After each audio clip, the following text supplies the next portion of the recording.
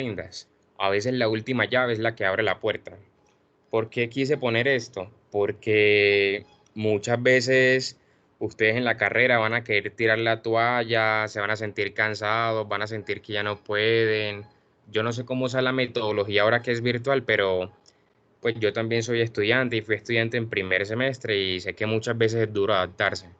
Entonces, lo que les quiero decir con esto es que sigan adelante, no importa que se hayan caído una, dos, tres veces, puede ser que esa última vez que se esfuercen vaya a ser la que los va a impulsar a ser mejores cada día. Entonces, ánimo. Bueno, entonces, para empezar, vamos a hablar de unas preguntas clave. ¿Qué es una enzima? Entonces, una enzima es una proteína. Listo, una enzima es una proteína. ¿Cuál va a ser la función de una enzima? Convertir un sustrato en un producto. Listo.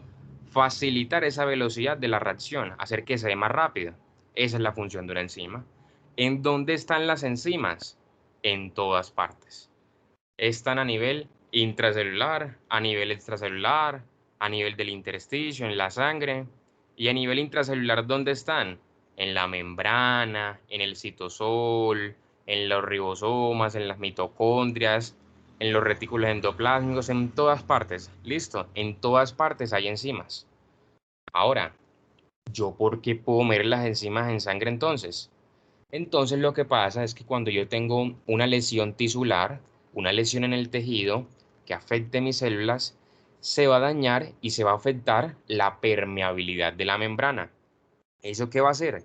Que se generen ciertos huequitos en las membranas, permitiendo que todas esas enzimas citosólicas o que estén a nivel intracelular se escapen hacia la sangre, aumentando sus concentraciones, permitiendo que yo como clínico las mida.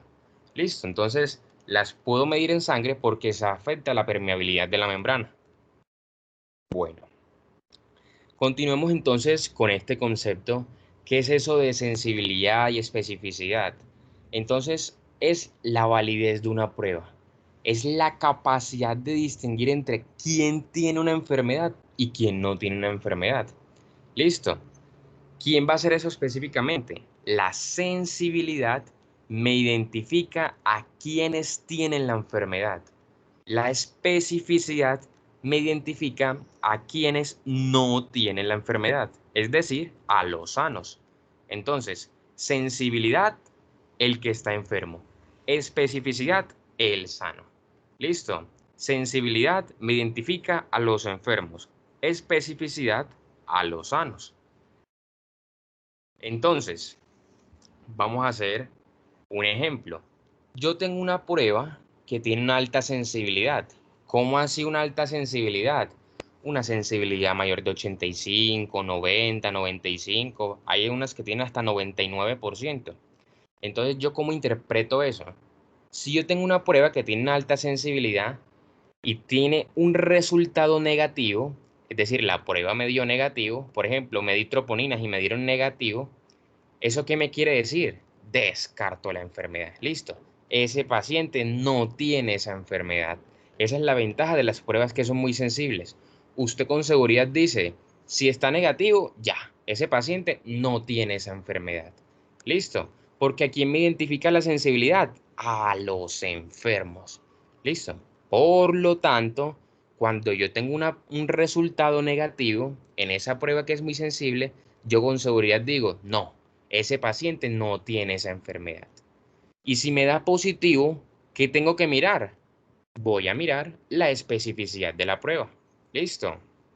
Entonces, imaginemos que ahora tengo una prueba con alta especificidad. Ya les dije, ¿qué es eso de alta especificidad? Mayor de 85, 90, 95%. Listo.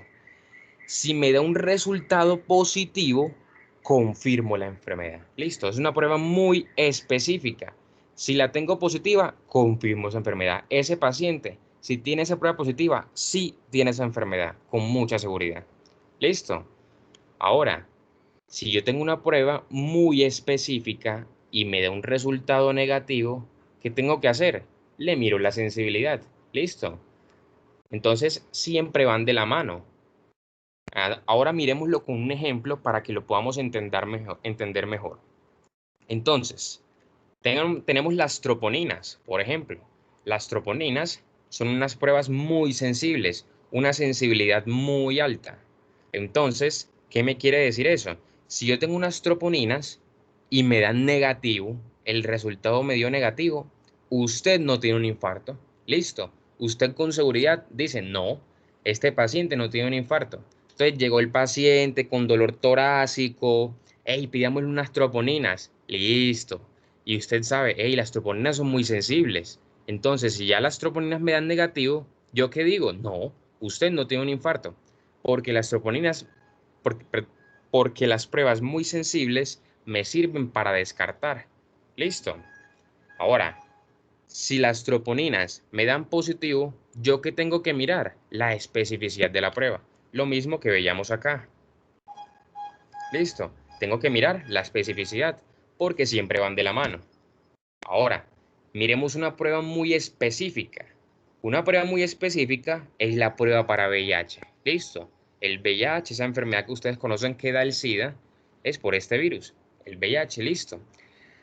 Ahora, si a mí me hacen una prueba para VIH y yo sé que es muy específica, si el resultado me da positivo, usted tiene VIH. Listo, lastimosamente. Si usted le hiciera una prueba de VIH y le dio positivo, usted tiene VIH. Listo, porque es una prueba muy específica. Me confirma la enfermedad. Listo. Y si tengo un resultado negativo, ¿qué hago? Miro la sensibilidad. Listo. Siempre juego con eso. Entonces, ¿cuál es la conclusión? ¿Cuándo me sirve una prueba muy sensible? Cuando es negativa. ¿Por qué? Porque si es negativa, descarto la enfermedad. Otra vez, ¿cuándo me sirve una prueba muy sensible? Cuando es negativa. ¿Por qué? Porque si está negativa, descarto la enfermedad. Caso contrario, ¿cuándo me sirve una prueba muy específica? Cuando es positiva. Porque si está positiva, confirmo la enfermedad. Entonces, ¿cuál es la conclusión grande? La sensibilidad sirve para descartar y la especificidad sirve para confirmar. ¿Listo? ¿Alguna duda hasta aquí para poder seguir? Sí, me podrías decir, es que o sea, no entendí bien el concepto claro de una prueba de sensibilidad. Listo. Entonces, tú tienes cualquier prueba, llámese troponina, creatinina, boom, una biopsia, una placa de tórax, cualquier prueba, imagínate cualquiera. Tú siempre tienes que mirar cuál es la sensibilidad y especificidad de esa prueba. ¿Para qué? Entonces te muestro, por ejemplo, las troponinas que me sirven para infarto, ¿cierto? Entonces yo tengo una prueba muy sensible que es la troponina. Si me da la troponina negativa, no sale la troponina. ¿Qué me quiere decir? Que yo no tengo infarto. ¿Por qué? Porque una prueba muy sensible me sirve para descartar una enfermedad.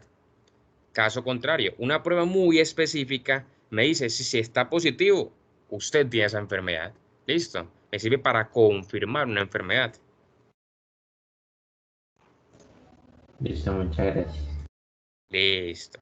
Entonces, si tienen cualquier duda, no crean que sea muy boba, si quieren que repita, yo repito. Listo, siempre piensen, alguien también debe tener esa duda, entonces pregunten, porque en el examen pues no pueden preguntar. Bueno, entonces lo siguiente que les voy a mostrar son casos clínicos. Listo. Se van a dar cuenta que a mí me gustan mucho los cantantes de reggaetón porque sus pacientes van a ser cantantes de reggaetón. Entonces yo quiero que ustedes se atrevan a diagnosticar y a pedirle pruebas diagnósticas a sus pacientes. Listo, empecemos entonces. Caso clínico número 1. Daddy Yankee es un paciente masculino de 65 años que consulta por cuadro clínico de 2 horas de evolución consistente en diaforesis, que es que está sudando mucho, náuseas y dolor de carácter opresivo, localizado a nivel precordial y radiado hacia cuello, mandíbula y miembro superior izquierdo, con una intensidad 7 de 10 que no cede ante el reposo. Como antecedentes patológicos, el paciente sufre de diabetes, hipertensión y dislipidemia. ¿Listo? ¿Qué creen que tenga Daddy Yankee? ¿Quién se atreve? Infarto, Un infarto, infarto infarto. crónico. Listo, y esos que dicen infarto, ¿es infarto de qué? ¿De la oreja, de la Agudo del uña? miocardio. Infarto agudo al miocardio. Agudo al miocardio. Eso. Ustedes siempre digan nombre con apellido, porque existe infarto de todo, del diente, de la nariz, del pelo, cualquier cosa se puede infartar. Entonces, un infarto agudo de miocardio. Muy bien, eso es lo que se sospecha. Ahora, ¿quién se atreve? ¿Qué le vamos a pedir entonces? ¿Qué le vamos a pedir a Daddy Yankee? No lo dejen morir. CKMB. Troponinas. Troponinas. Sensibilidad. Listo. ¿Y quién dice por ahí mioglobina, LDH, CKMB. CKMB? Bien, ¿qué más? Troponinas. ¿Y qué troponinas le quieren pedir? La sí.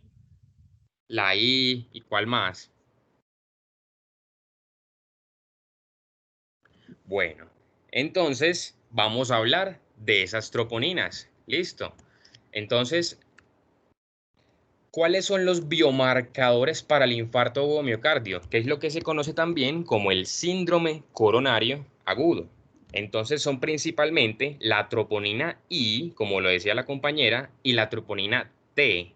Listo. La troponina C no se pide. Listo. Solamente la I y la T. La C no. Listo. Entonces, ¿cuál es el mensaje que yo les quiero dar? Las troponinas sí se piden para un infarto de miocardio, es decir, sí tienen mucha utilidad clínica, pero no siempre se piden. Y usted dice, entonces, ¿por qué no siempre se piden? Entonces, porque hay casos como este que usted dice, eso es un infarto, ¿cierto? Ese cuadro clínico es muy evidente, todos los antecedentes patológicos, todo, pues, tiene todos los factores de riesgo y la clínica de un infarto. Entonces, la troponina ahí, pues, ¿qué me dice? Nada, ya usted sabe lo que sabe, listo. Lo más importante es la clínica. Usted se va a poner a gastar plata del sistema de salud en pedirle una troponina cuando usted sin necesidad de una prueba ya usted hizo el diagnóstico, listo. Entonces, por eso no siempre se piden. Ahora, hablemos de eso de sensibilidad y especificidad. Entonces, las troponinas son sensibles, listo. Es decir, si están negativas, descartan un infarto. Listo. Entonces, quiero que se lleven esta idea para la vida. Las troponinas sirven para descartar infarto, no para confirmarlo. Listo. Las troponinas sirven para descartarlo, no para confirmarlo. ¿Por qué? Porque son muy sensibles. Listo. Ahora, las troponinas no son específicas. ¿Cómo así que no son específicas? Hay muchas condiciones donde se pueden elevar. Miren, aquí les traigo un cuadrito donde dice todas las cosas donde se puede elevar la troponina. O sea, miren simplemente esto que dice acá, esfuerzo físico extremo. O sea, usted hace mucho ejercicio y se le puede subir la troponina. ¿Y tiene un infarto? No. Listo. O sea, si digamos yo voy al hospital y estoy desparchado, ve, me dan una troponina. ¡Ey, la troponina me salió elevada! Ah, yo tengo un infarto. No, listo. ¿Por qué? Porque las troponinas son muy inespecíficas. Se elevan en un montón de condiciones. Listo. Entonces, el primer mensaje que les quiero dar es, yo pido troponina I y troponina T. La troponina C, yo no la pido. Listo. El segundo mensaje que les quiero dar es que las troponinas sirven para descartarlo, no para confirmarlo. ¿Listo? Una pregunta. Hola. Pero entonces, cuando pues se pide la prueba, ¿el resultado va a ser como normal o disminuido? Listo. Entonces, hay pruebas que son dicotómicas, se llama eso, positiva o negativa, mientras que hay pruebas que son cuantitativas. Está la troponina en 100 miligramos de decilitro, está la troponina en 2, ¿me hago entender? Entonces, hay valores para medirlo, pero no es como el objetivo que yo quiero que se lleven de esta clase. El objetivo que yo quiero que se lleven, pues la idea que yo quiero que se lleven es que las troponinas sirven es para descartarlo. Listo, no para confirmarlo. A mí me miden una troponina y yo no necesariamente tengo un infarto. Puedo tener cualquiera de estas cosas. Listo. Ahora, Una preguntita. ¿Por qué no hola. se utiliza la troponina C? No es un buen biomarcador, esa es la razón. Listo. Es decir, es lo mismo de sensibilidad y especificidad. Estos biomarcadores son mucho más sensibles que la troponina C. ¿Listo? Es decir, son mucho mejor biomarcador. ¿Listo? Bueno, entonces, ahora ustedes están diciendo ahorita de CKMB, LDH1, ¿eso se pide en la vida real? No, eso no se utiliza en la vida real. ¿Listo? Eso está en el documento y ustedes pueden leer los muchos estudios de investigación que dicen, hey, pero en el infarto a mí se me eleva la CKMB, sí, y la LDH1, sí, y la mioglobina, sí, pero ¿son útiles en la práctica clínica? No. ¿Por qué? O porque son pruebas muy costosas o porque simplemente no son tan buenos biomarcadores como lo son las troponinas. Listo, es decir, ¿por qué utilizo las troponinas? Porque son mejores biomarcadores. Bueno, entonces ya saben, ¿por qué yo tengo troponinas en el infarto? Porque simplemente yo tengo una isquemia, se me dañan los cardiomiocitos y como les expliqué al principio, se altera la permeabilidad de la membrana y todas esas troponinas citosólicas salen a la circulación y yo las puedo medir. ¿Listo? Ahora, ustedes dicen, yo tengo troponinas también en el músculo esquelético, no solamente en el músculo cardíaco. Y aquí es evidente en esta gráfica, una rhabdomiólisis me puede elevar las troponinas. Eso es muy cierto. ¿Pero es útil clínicamente? No. Es decir, ¿yo voy a pedir troponinas para patologías del músculo esquelético? No. Listo.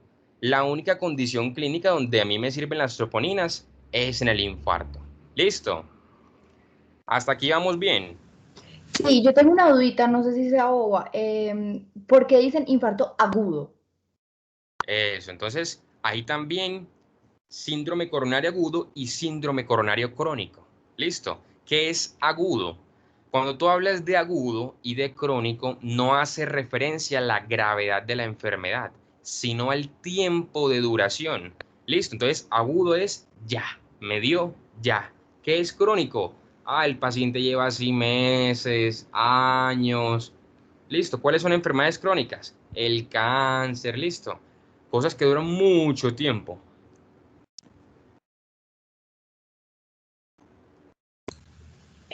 Te hago una pregunta. Si la troponina solo sirve no sirve para confirmarla, ¿yo cómo confirmo entonces el infarto? Eso. Entonces, ya esas son cosas que van a ver más adelante, pero la principal prueba que yo hago en un infarto ni siquiera son las troponinas, es el electrocardiograma, si alguna vez lo han escuchado, el EKG. Esa es mi principal prueba. Si yo tengo un paciente que tenga esta clínica que es muy evidente y un EKG donde yo vea la alteración, ya, ese paciente tiene un infarto, no tengo necesidad ni de pedirle troponinas. Por eso les puse aquí. Sí se piden, pero no siempre. ¿Listo? Entonces ese sería como específico. Sí, lo que pasa es que, como les digo, hay hallazgos. Es decir, el electrocardiograma tiene muchos hallazgos, que su beta-londa, que tal-onda se ve más gruesa. Entonces, ese hallazgo tiene una sensibilidad y una especificidad, cada tipo de hallazgo. ¿Listo?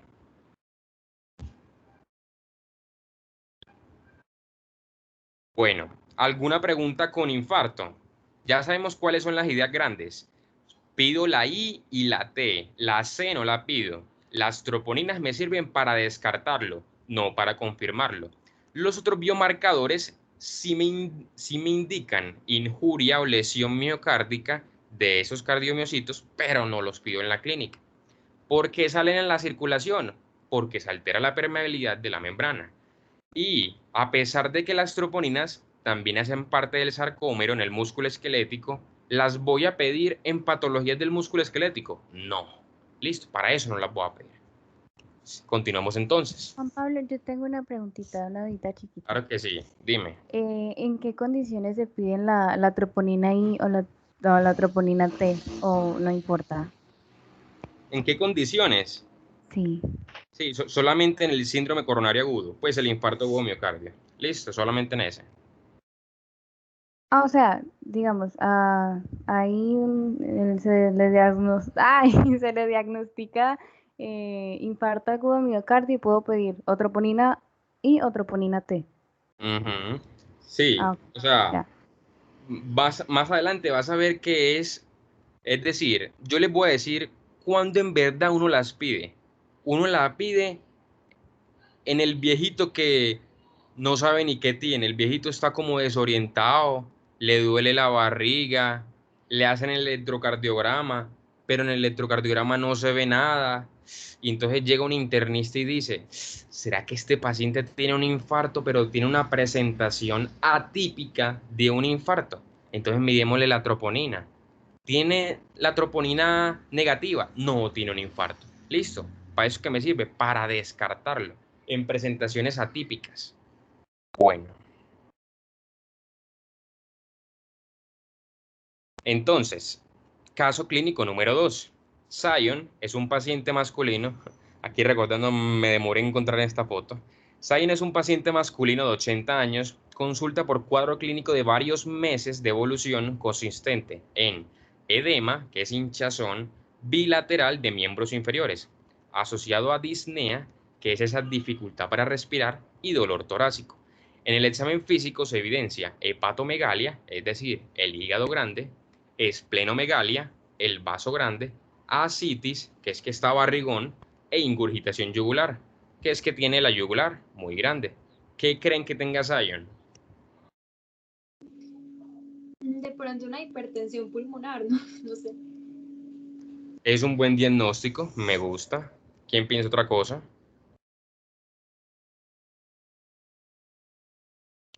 Puede ser algo en la obstrucción de las arterias. También me gusta. ¿Quién más se atreve? Doctor, Hola. perdón, atrévanse como dice Juan Pablo, estamos aprendiendo todos y como siempre les he dicho, del error también aprendemos, así que sin temor estamos aprendiendo. Si digo alguna barbaridad, ya entonces aprendí que no la vuelvo a decir y ya, listo. Así Atrévanse es. a participar con el compañero, que esta clase es muy interactual. Cada uno participa para que se pueda hacer más dinámica y aprovechen más esta clase que es muy buena. Listo, apago el micrófono. Listo. ¿Quién más? Cualquier cosa, niños. Hepatitis. Cardíaco. Insuficiencia Un trastorno cardiovascular Listo. Entonces, por ahí escucha algo o muscular, trombosis. algo cardíaco, una trombosis. Listo. Entonces, lo que yo les voy a decir es que este paciente tiene algo, miren que lleva un montón de meses así. Listo. Si a mí se me tapa una arteria, eso es como, ya, agudo, tengo una arteria tapada y tengo que ir corriendo, listo. Este lleva varios meses así, entonces esa presentación no es así.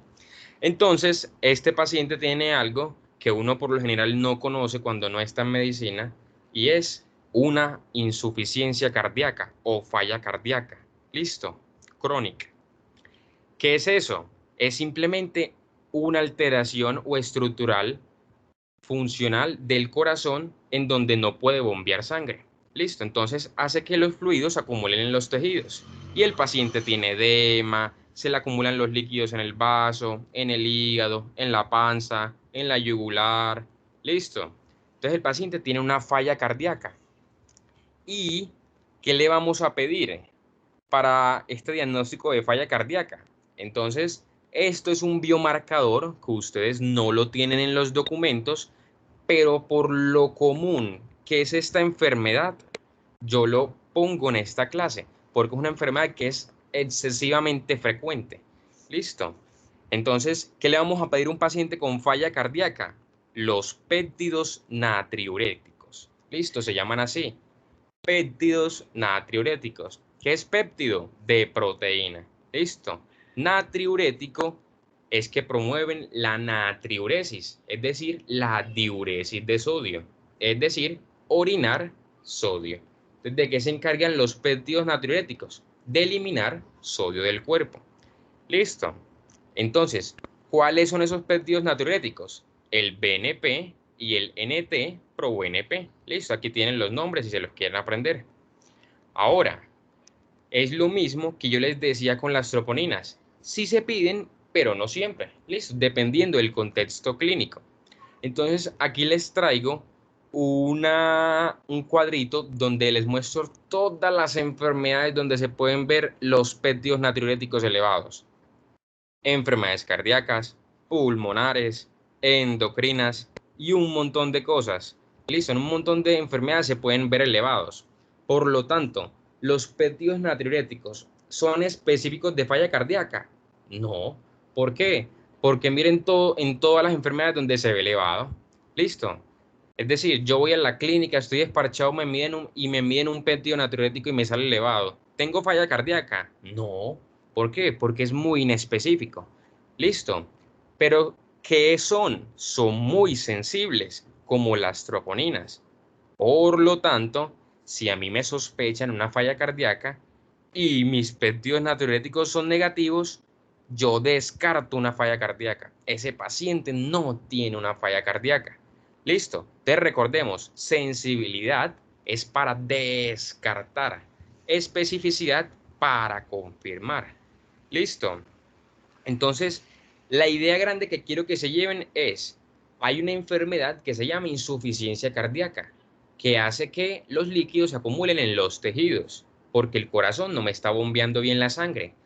¿Cuál es el biomarcador que yo pido en esa enfermedad? Los péptidos natriuréticos. ¿Y cuál es su utilidad? ¿Descartarla o confirmarla? Entonces sirven es para descartarla, porque son sensibles. No sirven para confirmarlas, porque son inespecíficos. ¿Qué preguntas tienen? ¿Cuál prueba serviría para confirmarla?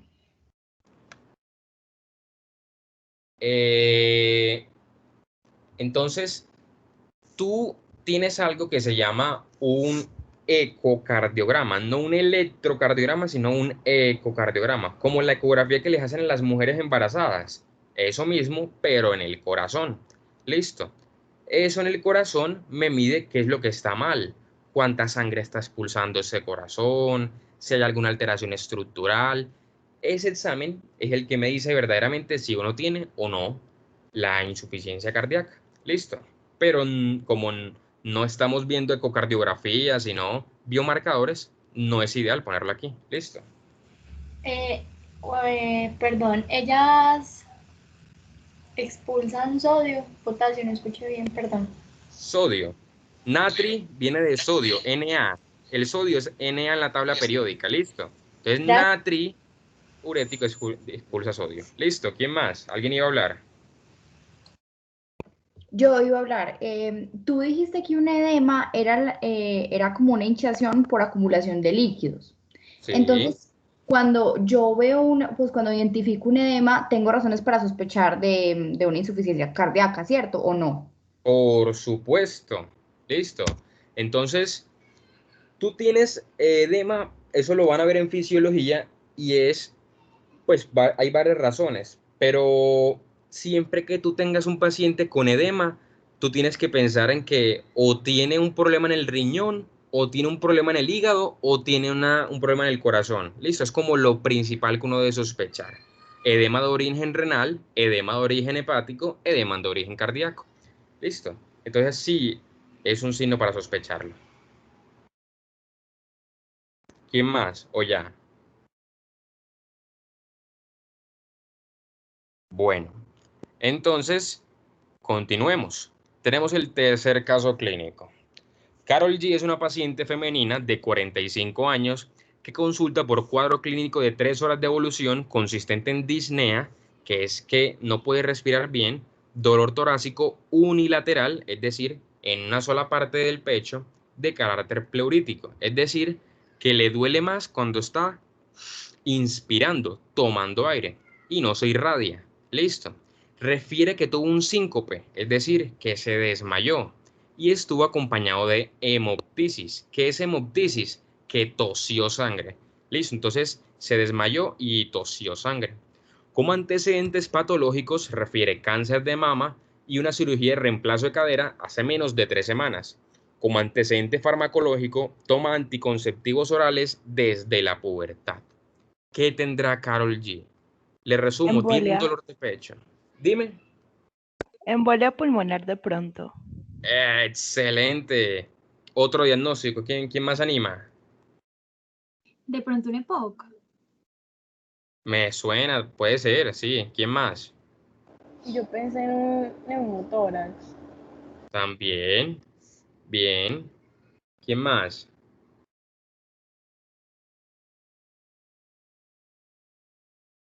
Listo. Entonces, para explicarles, el EPOC es un paciente que ha fumado toda la vida y está tosiendo. Lleva años, meses, siglos y milenios tosiendo. Listo, tose y tose y tose. Y esta paciente no está tosiendo. Listo. Y no ha estado expuesta al cigarrillo. Entonces, difícil que sea un EPOC. El neumotórax es un paciente que agudamente, pues, se le colapsa el pulmón y se está muriendo. Es decir, es algo tan hiperagudo que requiere una atención médica urgente. Esta paciente lleva 3 horas así. Listo. Entonces la respuesta la dio la primera compañera. Tiene una embolia pulmonar. ¿Y qué es eso? Una embolia pulmonar o TEP, es decir, tromboembolismo pulmonar, es el infarto del pulmón. Listo. Como yo les dije, se me puede infartar la uña, el cabello, la nariz, la oreja. Listo. Así como tengo un infarto de miocardio, también tengo un infarto pulmonar. ¿Cómo se llama eso? Un TEP, tromboembolismo pulmonar. Trombo es el coágulo, la bola que lo tapa. Embolismo es cualquier cosa que viaje. ¿Listo? Y pulmonar, pues porque están los vasos del pulmón. Ahora, ¿qué le vamos a pedir a esta paciente?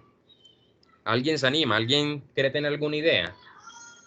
Dímero D o LD3. Muy bien, muy bien. ¿Y por qué LD3? ¿Qué es LD3? Es como una derivada de la LDH, que es específica de pulmón. Eso, LDH3, sí. LD3 no sé qué es. LDH, listo. Entonces, Están muy adelantados, hombre. mejor dicho, está como curioso eso. Bueno, entonces sí, le vamos a pedir el dímero D, es lo principal. Listo. Ahora, antes de hablarles del dímero D, vamos a ponerles el siguiente caso clínico. Listo. Shakira es una paciente femenina de 53 años que consulta por cuadro clínico de 2 horas de evolución consistente en dolor en miembro inferior derecho, asociado a edema, con fobia, con venas superficiales evidentes. Como antecedente patológico refiere cáncer de cervix y una cirugía de prótesis de rodilla hace menos de 3 semanas. Como antecedente farmacológico toma anticonceptivos orales desde la pubertad. ¿Qué creen que le esté dando a Shakira?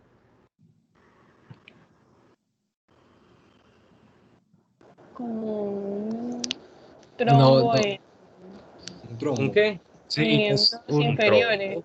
infarto ahí en el pie, ¿no? Pues Un un infarto infarto del interfiere. pie, muy bien. Trombosis. Eso me suena. Pero yo les voy a explicar entonces algo. Yo tengo una trombosis que puede ser en las arterias, es decir, una trombosis arterial, como ocurre en el infarto o miocardio o en el TEP, pero a mí también se me pueden infartar las venas, es decir, yo puedo tener un trombo en la vena. Listo, una Entonces trombosis. debe ser trombosis venosa profunda. Venosa. Eso es lo que ustedes han escuchado como trombosis venosa profunda. Eso es lo que tiene Shakira, una TBP, una trombosis venosa profunda. Si se dan cuenta, son casos clínicos muy similares a nivel de los antecedentes. Que tuvo un cáncer, que tuvo cirugía y toma anticonceptivos orales. Listo. Son factores de riesgo para que uno le dé trombosis. Llámese TEP en el pulmón o TBP en la pierna. Listo. Es decir, esto Yo es una... tengo una pregunta. Hola. ¿En qué influye la toma de anticonceptivos en las trombosis? ¿En qué guarda relación? Lo que pasa es que los anticonceptivos orales a ti te generan un estado protrombótico. Listo. Alteran una cosa que se llama la cascada de coagulación y hace que tú tengas mucha mayor susceptibilidad a tener trombosis. Listo. Ok, muchas gracias. Bueno. Entonces, ¿qué le vamos a pedir a esta paciente? Ahora sí el dímero D. Listo, también le vamos a pedir el dímero D. Entonces hablemos de ese famoso dímero D que tampoco lo tienen en el documento de enzimas, pero se utiliza en la práctica clínica, se utiliza mucho. Entonces, el dímero D, lo primero que les pongo es acá, miren todas las condiciones en donde a mí se me puede elevar el dímero D. O sea, si me embarazo, pues yo no, yo soy hombre. Si una mujer se embaraza, se le sube el dímero D, imagínense. Si está viejito, se le sube el dímero D. Listo, un montón de procesos donde a mí se me puede subir el dímero D. Entonces, ¿será específico? No. ¿Por qué? Porque hay muchas condiciones que lo elevan. Es decir, yo voy a la clínica y me mido un dímero D y lo tengo elevado. ¿Tengo un TEP? ¿Tengo una TBP? No, porque es muy inespecífico. Listo, pero sí que es muy sensible, al igual que las troponinas, al igual que los péptidos natriuréticos. Es una prueba muy sensible, por lo tanto, me ayudan para descartar el TEP o la TBP. Es decir, si yo tengo un paciente con esta clínica de TEP o de TBP y le pido un dímero D y da negativo, probablemente no tenga eso. Listo, me lo descarta. Listo, sirven para descartar, no para confirmar. ¿Alguna pregunta hasta aquí? Yo tengo una. Cuéntame. Qué pena ya tan cansada, pero bueno. A ver, yo entiendo que un infarto es la muerte de un tejido por falta de sangre y oxígeno, ¿cierto? Sí. Entonces, pues por la obstrucción de una arteria. Entonces, la trombosis es lo mismo. No. Entonces, trombosis es eso que acabas de decir. Listo. Trombosis es que a mí se me cierra un vaso sanguíneo. Es decir, yo tengo un coágulo en algún vaso sanguíneo. Por eso es que te dije, tromboembolismo hay que diferenciarlo. Trombo es un coágulo, un embolismo es cualquier cosa que viaje. Si a mí me pinchan mal con una jeringa, a mí me van a colocar una inyección y por error alguien que no sepa inyectar mete una burbuja de aire en esa jeringa, a mí esa burbuja de aire me entra en la circulación sanguínea y me causa una trombosis. Esa burbujita de aire también cierra vasos sanguíneos. O yo tengo una fractura en la pierna y ¡pum! Se libera grasa de la pierna. Yo tengo una embolia grasa. Ese montón de grasa me obstruye un vaso sanguíneo. Listo. Es decir, un émbolo es cualquier cosa que viaje. Un trombo es un coágulo que cierra una arteria. Pero ¿qué es un infarto? Eso que tú dijiste. Hay isquemia del tejido. No necesariamente yo tengo que tener un infarto porque es decir, no necesariamente. Un infarto tiene que ser porque haya trombosis. Por ejemplo, un paciente con anemia donde no tenga glóbulos rojos, ¿cómo le va a llevar oxígeno a los tejidos? ¿Cuál es la función del glóbulo rojo? Transportar el oxígeno. Listo. Entonces, si yo tengo un paciente muy anémico, ¿le va a estar llegando oxígeno a los tejidos? No. ¿El tejido hace isquemia? Sí. ¿Y a mí me puede dar un infarto agudo de miocardio por tener anemia? Sí. Listo. Entonces esa es la diferencia.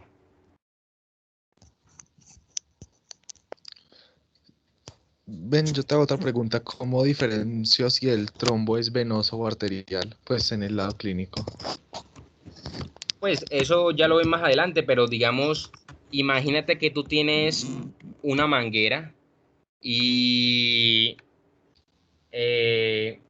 digámoslo, imagínate que estás agarrando la manguera con las dos manos y la dejas caer como si fuera una U.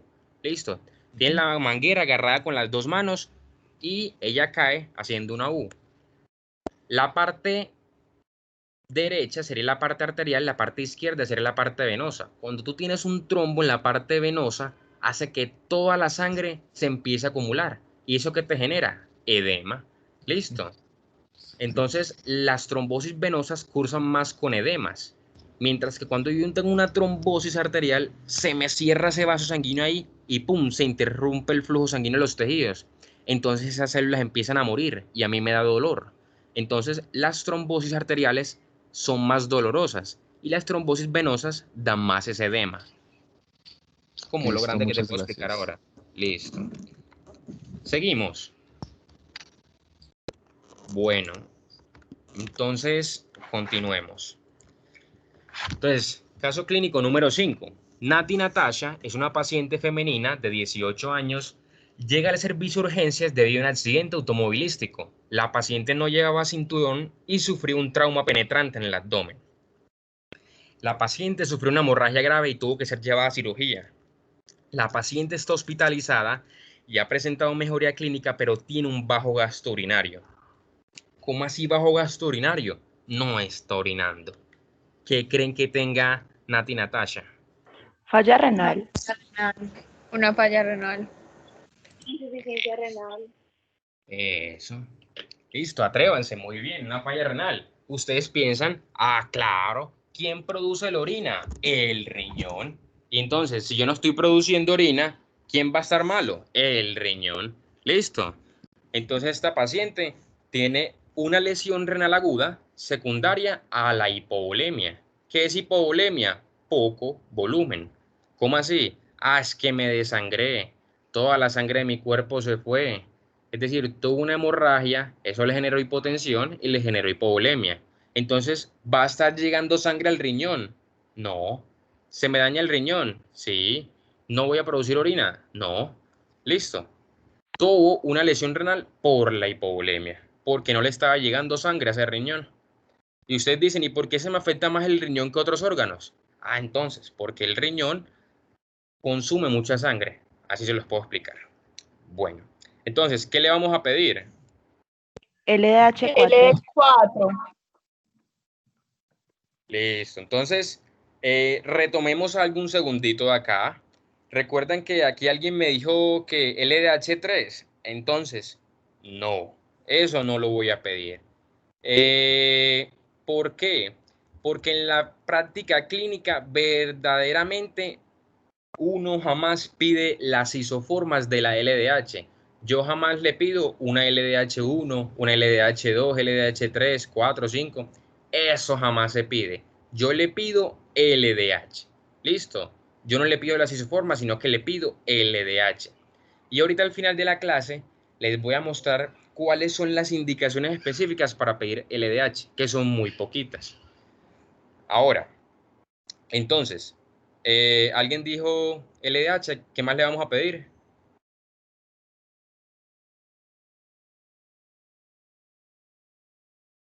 Ay, qué pena, yo no entendí qué es el LDH.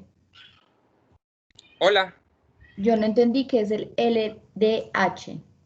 La LDH. Entonces, la LDH es una enzima. Listo, la LDH es la que te transforma el piruvato en lactato. Listo. Cuando tú tienes una necrosis de los tejidos o cuando los glóbulos rojos explotan, la LDH sale a la circulación. Y en esas condiciones la voy a medir, pero eso lo voy a explicar más adelante. Listo. Pero en las otras condiciones que hemos hablado, yo no pido LDH. Listo.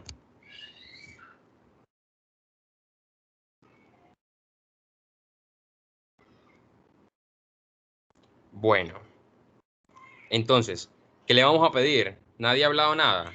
Lo más ¿Me importante. podría pedir una lipasa? No. ¿Quién más se atreve? Pero es válido. Lo tiene en el documento y yo sé que le sale en el documento, pero no es su principal utilidad clínica y no se pide. De pronto G-glutamiltransferasa, pero no tanto por riñón, sino porque aumentaba en la lisis de los glóbulos rojos. Pero esta paciente no tiene una lisis de los glóbulos rojos. Se le están escapando porque sangró, pero no se está estallando. ¿Listo? O sea, yo me corto y salen los glóbulos rojos, pero no se me tienen por qué estallar. Eso se llama hemólisis y es otra cosa. Pero bueno, entonces, como nadie lo está diciendo, lo que yo le voy a pedir a esta paciente es una creatinina y un boom. Es decir, ¿qué biomarcadores me sirven para el riñón? Creatinina y boom. Y vamos a hablar de ellos. Entonces, la creatinina. Aquí tenemos una imagen muy bonita de los dos riñones. Listo, ven lo gran vascularizados que están. Entonces usted dice, claro, si yo tengo una hemorragia, una hipovolemia, claro que se me va a afectar porque miren cómo está de irrigado. Entonces, lo primero que les quiero explicar de la creatinina es dónde se produce. La creatinina se produce en el músculo esquelético, ¿listo? No se produce en el riñón, en el hígado, no. La creatinina es del músculo. ¿Por dónde la elimino? Por el riñón, ahí sí.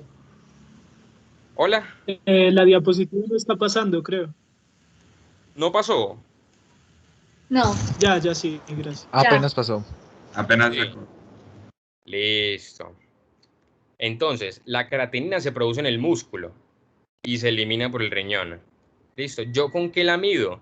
Eso lo tienen también ahí en el documento. Esto, la verdad, no es muy importante que uno lo sepa en la clínica, pero para que sepan que se mide con algo que se llama cromatografía líquida de alta resolución. Eso no es tan importante, pues. Que sí me interesa que aprendan que la creatinina es un biomarcador funcional, es decir, me habla de cómo está la función de los riñones. ¿Listo? No es un biomarcador de daño hístico, es decir, no me habla de lesión, no me daña de daño, no me habla, pues, me habla de cómo funciona el riñón, no de daño. ¿Listo? Yo tengo dos grupos grandes de biomarcadores, los que me hablan de la función del órgano y los que me hablan de cuando hay daño del órgano. ¿Listo? Miren que las troponinas, ¿qué son? Biomarcadores de lesión. ¿Listo? ¿Qué es la creatinina? Un biomarcador funcional. ¿Listo? No de daño. Entonces, primera conclusión. ¿Dónde se produce la creatinina? En el músculo. ¿Por dónde se elimina? Por el riñón. Entonces, ¿qué es la creatinina? Un biomarcador funcional del riñón. No es un biomarcador de daño. Ahora, lo otro que les quiero explicar y quiero que se lleven para la vida es que la creatinina es un marcador tardío. ¿Listo? Es un marcador tardío. ¿Cómo así? Cuando ya mi riñón está vuelto nada, está podrido, por decirlo así, cuando ya mi riñón no hay quien lo salve, es apenas cuando se me está empezando a subir la creatinina. Y eso da mucha lástima. ¿Por qué? Porque es de los poquitos biomarcadores que tenemos. Entonces muchas veces el paciente se está muriendo por el riñón y nadie sabe porque la creatinina está normal y el riñón allá pudriéndose. Listo, el riñón allá pudriéndose y la creatinina normal. Listo. Entonces es un marcador tardío. Solamente ya cuando la enfermedad avanza mucho y se le daña mucho el riñón es que la creatinina se le empieza a elevar. Listo. Entonces, esa es otra idea. La creatinina se eleva cuando se ha deteriorado un 50% de la función renal. ¿Qué es esto de TFG? Es tasa de filtración glomerular. No quiero que se aprendan eso ahora, simplemente entiendan que es una medida para ver cómo funciona el riñón. ¿Listo? Entonces, ¿qué me quiere decir esto? Que es cuando ya se ha dañado el 50% del riñón, es que yo voy a empezar a subir la creatinina. ¿Listo? Cuando ya yo tengo podrido ese 50% de mi riñón, apenas voy a empezar a subir la creatinina. Ahora, es poco sensible.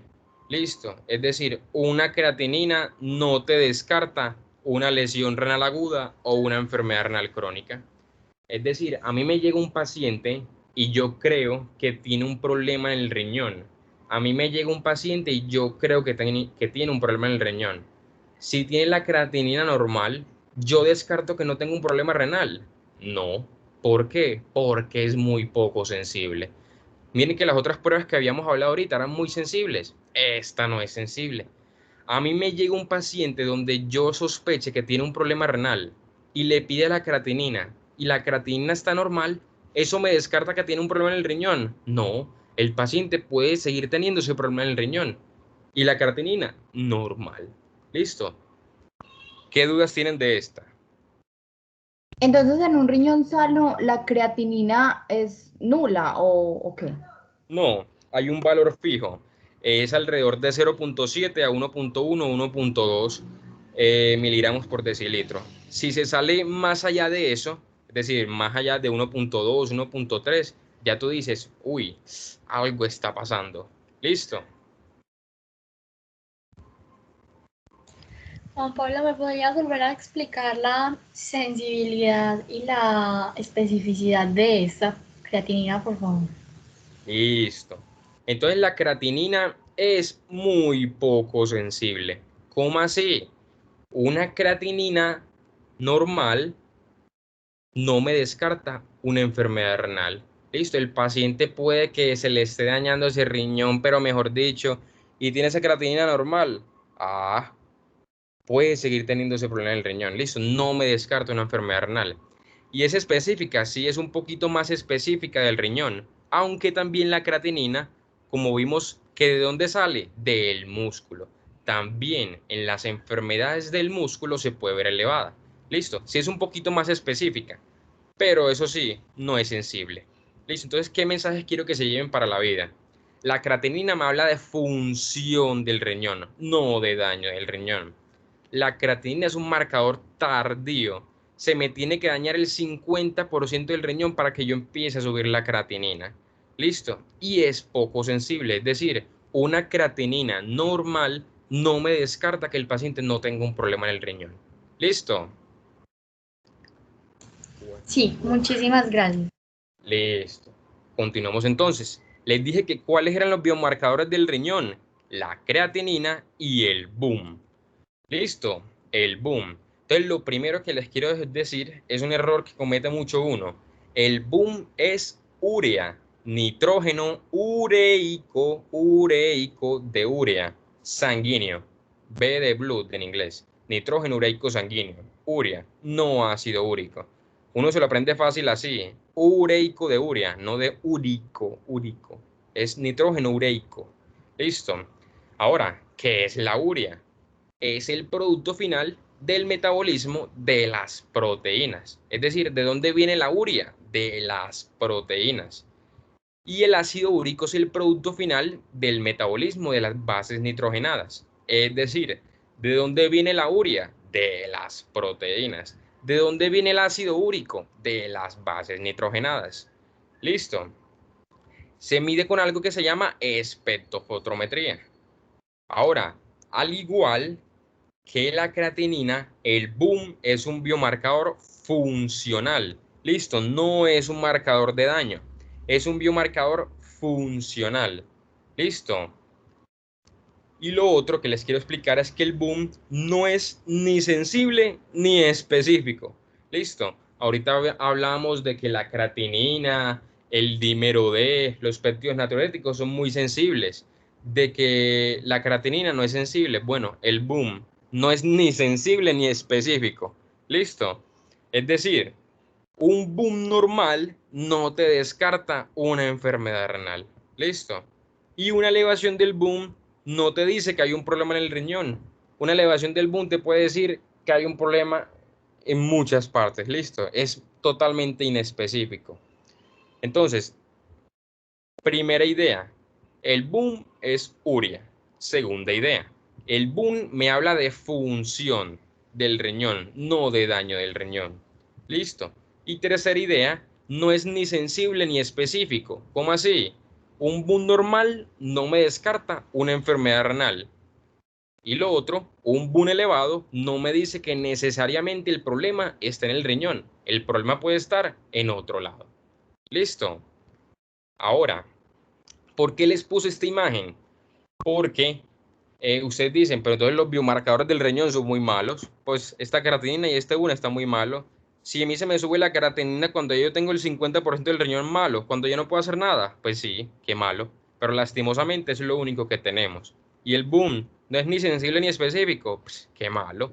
Listo, entonces hay otros estudios que muestran todo este montón de biomarcadores. ¿Se los tienen que aprender? No, no se los tienen que aprender. Listo, ¿por qué? Porque muchos de ellos apenas están en estudio. Y si llegan a salir, sería un examen supremamente costoso que nadie va a pedir. Listo. Aquí tienen, no sé, por ejemplo, lo que ven en el documento de proteínas plasmáticas, la alfa 1 microglobulina, la beta 2 microglobulina.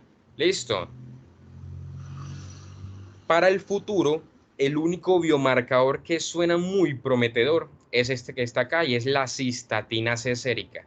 Ese biomarcador sí es muy bueno. Probablemente yo cuando me gradúe, que yo estoy en séptimo semestre, no lo utilice todavía, pero tal vez ustedes sí lo lleguen a utilizar porque se está viendo que es muy bueno y los nefrólogos ya lo utilizan. Listo. Bueno, ¿qué preguntas tienen del boom y de la creatinina para proseguir? Una pregunta del boom. Si Dime. no es si no descarta y tampoco confirma, entonces ¿para qué se va a hacer? Pues no entendí muy bien eso. Entonces, para uno tener la suerte de que de que esté elevado y uno como que haga la relación con la clínica. A mí me parece que este paciente tiene un problema del riñón y B, tiene un PUN elevado, B, tiene una creatinina elevada, bueno, posiblemente lo tenga. Es decir, la medicina no es algo que sea del 100%. Listo, tú te vas llenando de motivos. Ve, este paciente tiene diabetes, puede tener un problema del riñón, ay, tiene la creatinina elevada, ay, tiene un bajo gasto urinario. Entonces probablemente tiene el problema del riñón. Es decir, tú te vas llenando de motivos, te vas llenando de razones para pensar en ese diagnóstico, a pesar de que ninguno te lo confirma así. ¿Listo? Listo, gracias. Bueno, ¿alguno más? Bueno, entonces, Juan, hola. ¿me puedes explicar, no, decir qué significan las siglas TFG? TFG es tasa de filtración glomerular. ¿Listo? Eso es simplemente cómo está funcionando el riñón. ¿Listo? Eso lo ven más adelante. No quiero que se enreden con eso ahora porque ustedes no saben nada del riñón. Pero simplemente es el marcador que me dice a mí, así está funcionando el riñón. Eso es una ecuación larguísima, no se la aprende nadie. Saca el celular y dice, calcúlame la TFG de este paciente. Ya, eso es todo. Caso clínico número 6.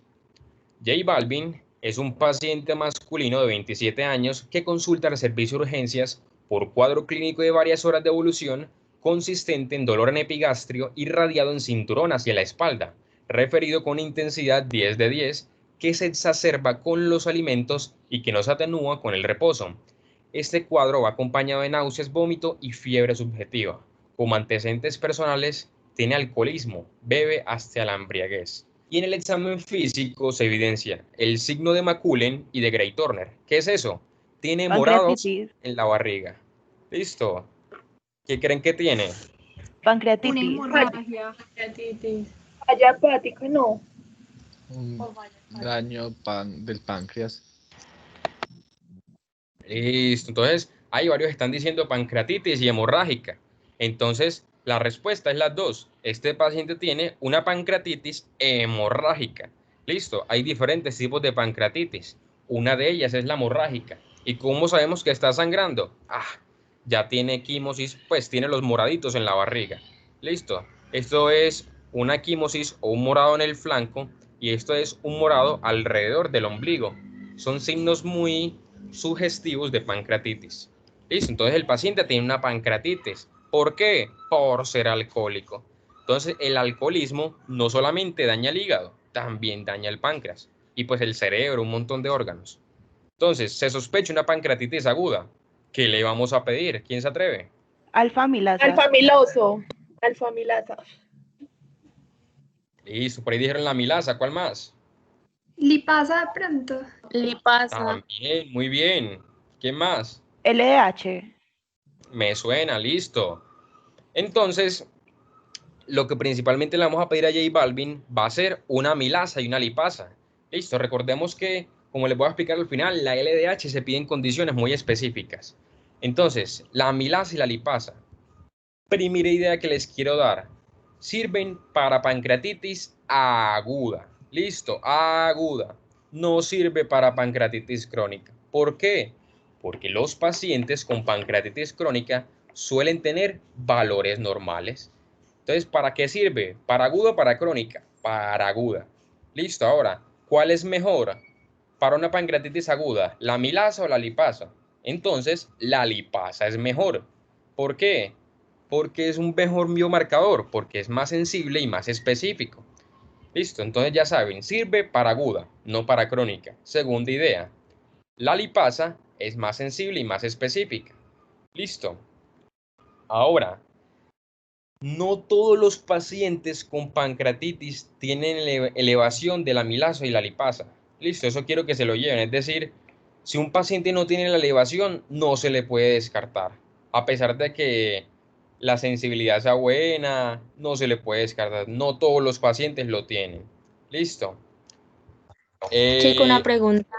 Hola. Entonces, si yo llegara a utilizar la lipasa, yo puedo utilizarla en la forma sensible o específica. ¿Cuál puede ser cualquiera de las dos? No, entonces miren la pregunta muy interesante que ella me hace. Entonces, ¿hay lipasa sensible y lipasa específica? No, tú tienes lipasa, listo. Y la lipasa tiene una sensibilidad para el diagnóstico de pancreatitis. La lipasa tiene una especificidad para el diagnóstico de pancreatitis. Listo, es la misma, tú pides lo mismo y tú lo interpretas. Listo, es la interpretación que tú le das. No es como tal lipasa sensible, lipasa específica. Listo.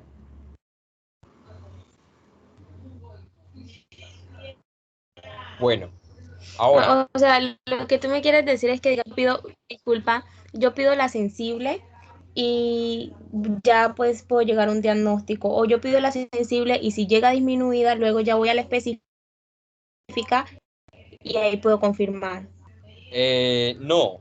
Entonces, tú tienes la lipasa, listo, y tú la interpretas. Es decir, tú no tienes una lipasa sensible, es decir, tú no tienes una prueba que se llame lipasa sensible, no tienes otra prueba que se llame lipasa específica, tú no tienes una prueba que se llame dímero D sensible, péptido natriurético sensible. No, tú tienes péptido natriurético, tienes troponina, tienes dímero D, tienes creatinina, boom, lipasa. Listo.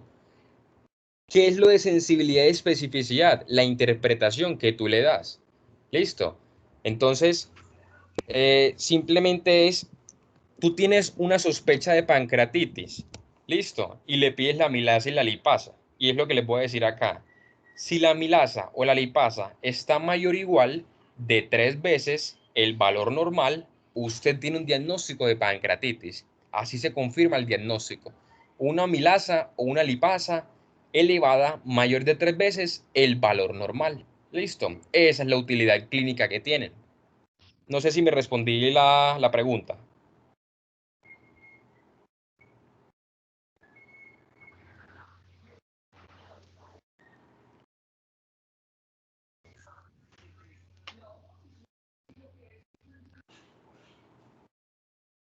Hola, la compañera, ¿sí?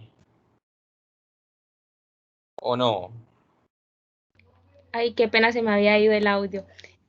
Pues no me quedó muy claro porque como digamos si yo le voy a dar la interpretación, yo cómo sabría diferenciar entre si está siendo sensible o está siendo específica. Porque No, como es tú decir, dijiste que ella puede ser tanto sensible como específica. ya, sí, ya te entendí. Entonces, eso es algo que ya está estipulado. Me hago entender. ¿Cuál es tu nombre? Maylin. Bueno, Malin, tú ya tienes ese nombre. Listo, es decir, ya eso está estipulado que tú te llamas así. Listo. Y ya está estipulado que, no sé, la lipasa tiene una especificidad de pancreatitis del 78%, que la lipasa tiene una especificidad de pancreatitis del 85%. Por ejemplo, es decir, eso ya está estipulado. Listo. No son cosas que tú tienes que poner a mirar, porque eso ya está estipulado.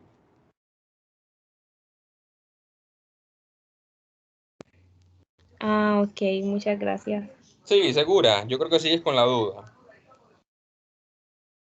¿O no? Bueno. Entonces, ¿qué idea quiero que se lleven? Amilasa y lipasa me sirven para pancreatitis aguda, no para crónica. La lipasa es mejor porque es más sensible y más específica. Miren todas las causas que yo tengo de elevación de la amilasa. Cetoacidosis diabética, muy común. Hay pacientes que llegan con dolor abdominal y les piden una amilasa y dicen, ¿será que es una cetoacidosis diabética o una pancreatitis? Y entonces, ¿usted cómo sabe? Entonces ya saben, una elevación de la amilasa o lipasa de más de 3 veces el valor normal me hace el diagnóstico de una pancreatitis. ¿Listo? Bueno, Yo tengo una pregunta. Entonces, sí. ¿qué procede? O sea, uno que pide en la pancreatitis crónica, por decirlo así. En la crónica, sí. Entonces, en la crónica tú tienes otras pruebas que no están aquí. Listo, no las puse aquí porque son otras pruebas. Está la prueba de estimulación con secretina, con colecistocinina. Son otras pruebas que Tal vez en segundo semestre, en la clase de digestión de proteínas que yo les doy en segundo, tal vez hablemos de ellas. Pero en este momento les quiero traer es pancreatitis aguda. Listo, amilasa y lipasa. Gracias. Bueno. Caso clínico número 7. Don Omar es un paciente masculino de 70 años que consulta por pérdida de peso y dolor en los huesos. Al examen físico se realiza un tacto rectal y se encuentra alterado. ¿Qué tendrá Don Omar? Cáncer de próstata. Me gusta. ¿Quién más piensa algo diferente? Bueno, eso es. Tiene un cáncer de próstata. ¿Y por qué le duelen los huesos? Porque el cáncer hizo metástasis. Se le fue el cáncer para los huesos. Listo. ¿Qué le vamos a pedir? Fosfatasa ácida. Listo. Entonces, por ahí están diciendo que es que fosfatasa ácida. Entonces les voy a decir, eso no se pide. Eso no se pide. ¿Y cuál? ATP. ATP. No, ACP. ¿Cuál es esa? La del cáncer, no. Esa es la fosfatasa ácida, pero ya dijeron que esa no. Ya, listo. Entonces, fosfatasa ácida. Entonces, ¿qué idea quiero que se lleven? Eso no sirve, eso no se usa. Fosfatasa ácida, no. ¿Yo qué le pido? Otra cosa que encuentra en el documento que se llama antígeno prostático específico. Antígeno prostático específico. ¿Listo? Eso es lo que le vamos a pedir para el cáncer de próstata. ¿Fosfatasa ácida? No. Bueno. Caso clínico número 8. Maluma es un paciente masculino de 40 años, consulta urgencias después de un derrumbe por un terremoto. Refiere que sus piernas quedaron aplastadas varias horas.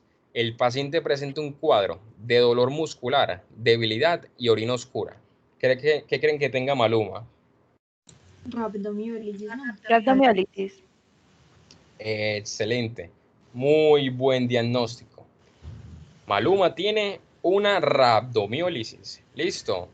Se le explotó esa célula muscular. ¿Por qué? Pues porque tenía un montón de concreto encima de ese edificio, le hizo un síndrome por aplastamiento y se le explotaron esas células musculares.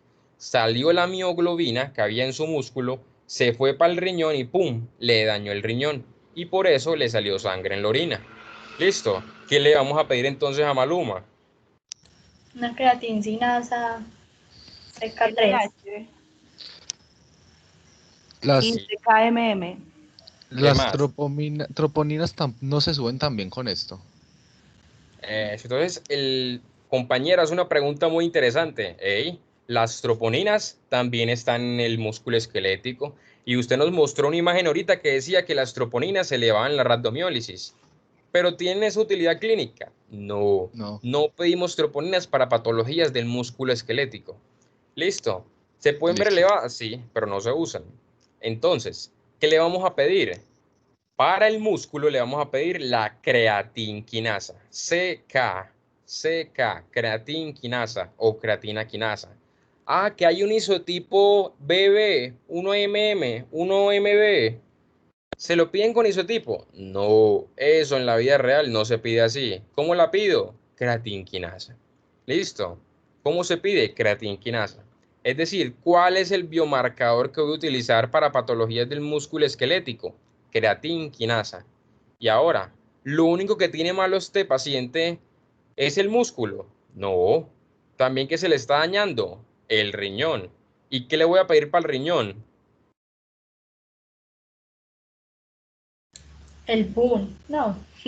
Muy bien. La creatinina, muy bien. Eso. Entonces, en resumidas cuentas, ¿qué le pediría a uno? Una creatinquinasa, una creatinina y un boom. Muy bien. Listo. Continuemos entonces.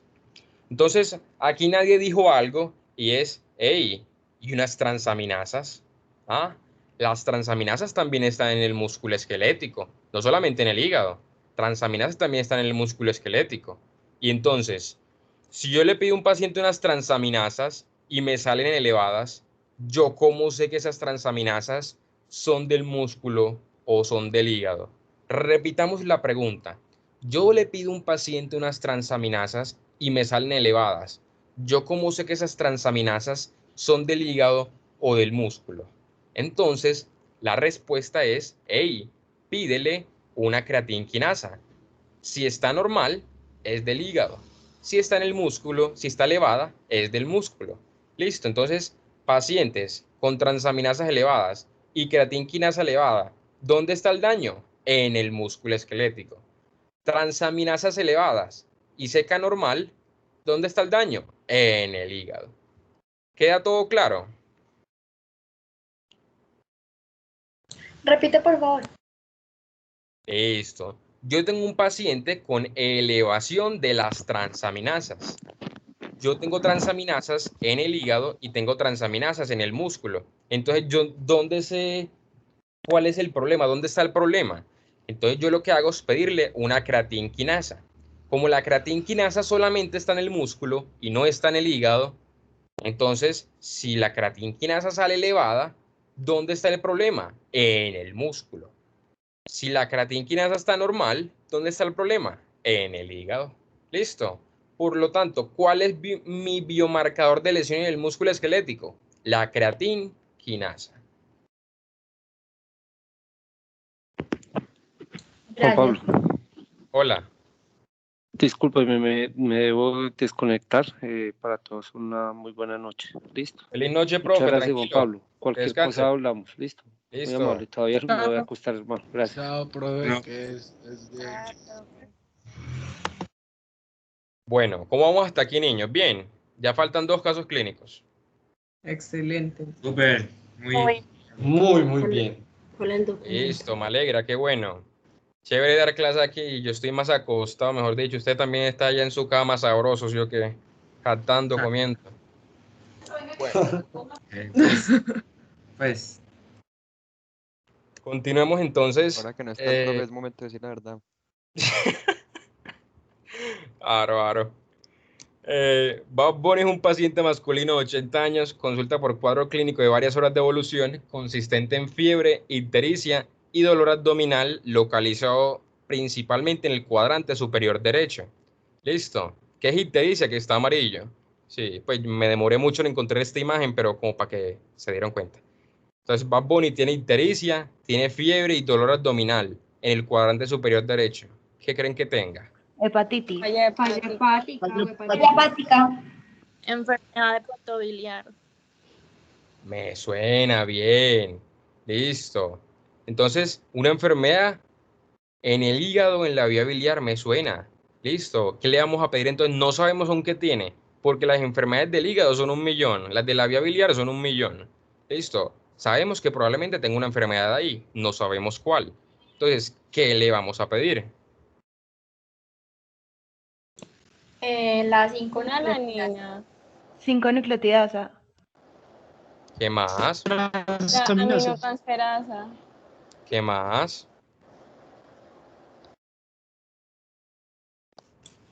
Pseudocolinesterasa. No, esa no. ¿Qué más? Fosfatasa alcalina. Muy bien, es así. Listo. Entonces, de aquí en adelante les voy a hablar del perfil hepatobiliar. Listo, de las pruebas de función hepática, que son las que más tenemos que entender, porque son muchas y pues necesitamos saber interpretarlas. Entonces, primero lo primero, hay que definir un término. Ustedes dijeron falla hepática aguda, hepatitis. Entonces, ¿cuál es la diferencia? Entonces, ¿qué es hepatitis? Una injuria o daño hepatocelular en los hepatocitos. ¿Y cómo lo veo clínicamente? Un paciente que tenga elevación de la ALT o de la AST. Listo, entonces, ¿qué es una hepatitis? Ah, profe, el paciente que tiene una elevación de las transaminasas secundaria a un daño en los hepatocitos. Eso es una hepatitis. Listo. ¿Qué es una hepatitis aguda grave? Es lo que decían ahorita. Entonces, ya ese concepto es más clínico, pero es cuando tenga una elevación de las transaminasas más de 15 veces el valor normal y además tenga o un INR mayor de 1.5 o unas bilirrubinas mayor de 10. ¿Y qué es una falla hepática aguda? Un paciente que cumpla 3 criterios. ¿Tiene que tener los 3? Sí. Ictericia, encefalopatía y coagulopatía. Si le falta uno, no tiene falla hepática aguda. No tiene falla hepática aguda. Tiene que tener los 3 para decir falla hepática aguda. Listo. Entonces, estos de acá no me interesa que se los aprendan. No me interesa que se los aprendan porque eso lo ven más adelante en medicina interna, en hepatología. Listo. Quiero que sepan qué es una hepatitis. ¿Qué es una hepatitis? Una injuria hepatocelular que se ve evidenciada por la elevación de las transaminasas. Bueno. Solo, ¿me podría ¿Puedes repetir por recordar favor qué qué es es INR? injuria, Hola, hola. Están hablando dos. qué es injuria hepatocelular, perdón? Eso. Entonces, injuria es lo mismo que decir daño o lesión. Listo. Hepatocelular, ¿por qué? Porque es en los hepatocitos. ¿Cómo se llama la célula del hígado? Hepatocito. Listo. Y el otro preguntó qué era el INR. Entonces, el INR es una prueba que se hace de la coagulación. En pocas palabras, es que a ti te chuzan con una aguja y esperan a ver en cuánto tiempo te demoras en sangrar. Pues en que dejes de sangrar. Si te demoras 12 segundos, 18 segundos, pues cuánto tiempo te demoras en dejar de sangrar. Más o menos es eso. ¿Listo? Entonces ese INR, ¿en qué se mide? En tiempo, en segundos. Listo. Sí, gracias. Bueno. Pero como les dije, esto no me interesa que se los aprendan ahora porque pues apenas estamos viendo, pues apenas estamos empezando en medicina, listo. Quiero que sepan que es una hepatitis, esto que está acá.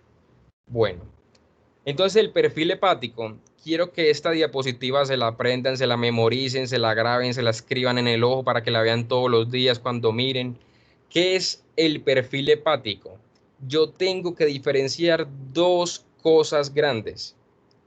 ¿Cuáles son marcadores de daño hepatocelular y cuáles son marcadores de colestasis? Entonces usted dice, hey, ¿qué es colestasis? ¿Qué es eso? Entonces, nosotros tenemos el hígado y tenemos la vía biliar. Yo tengo una vía biliar extrahepática y tengo una vía biliar intrahepática. ¿Y qué es eso? Un montón de tubitos que llevan la bilis. Si yo tengo algún problema en ese montón de tubitos, llámese intrahepático o extrahepático, eso se llama colestasis. Es decir, colestasis es un problema de las vías biliares. Daño hepatocelular es un problema de los hepatocitos. ¿Listo? Daño hepatocelular, hepatocitos. Colestasis es de la vía biliar. Ahora, ¿cuáles son los marcadores de daño hepatocelular? La ALT y la AST. ¿Listo? Tanto la ALT como la AST. ¿Y cuáles son marcadores de colestasis? Es decir, de alteraciones o problemas en las vías biliares. La fosfatasa alcalina, la gamma-glutamiltransferasa y la 5-nucleotidasa. ¿Listo? Es decir, ¿cuáles son los marcadores de daño en los hepatocitos? ALT y AST. ¿Cuáles son los marcadores de daño en la vía biliar? Estos que están acá. ¿Listo? ¿Y cuáles me hablan no de daño, sino de función? ¿Recuerdan esa diferencia? Biomarcadores de daño y biomarcadores de función. Entonces, los que me hablan de función van a ser 3. La albúmina, las bilirrubinas y el tiempo de protrombina, que es lo mismo que le explicaba el compañero ahorita. Es que a mí me chuzan y la enfermera se queda ahí mirando. Ah, se demoró tanto tiempo en dejar de sangrar. Es eso. Listo. Entonces, ¿cuáles me hablan de daño en el hepatocito? ALT y AST. Ya. ¿Cuáles me hablan de daño en las vías biliares? Estas que están acá. Listo. Continuemos entonces. Yo te tengo una pregunta. Hola. Sí. Pues entonces, si para uno confirmar que tiene el paciente, entonces uno manda a hacer como todos esos biomarcadores, pues a medirlos todos o...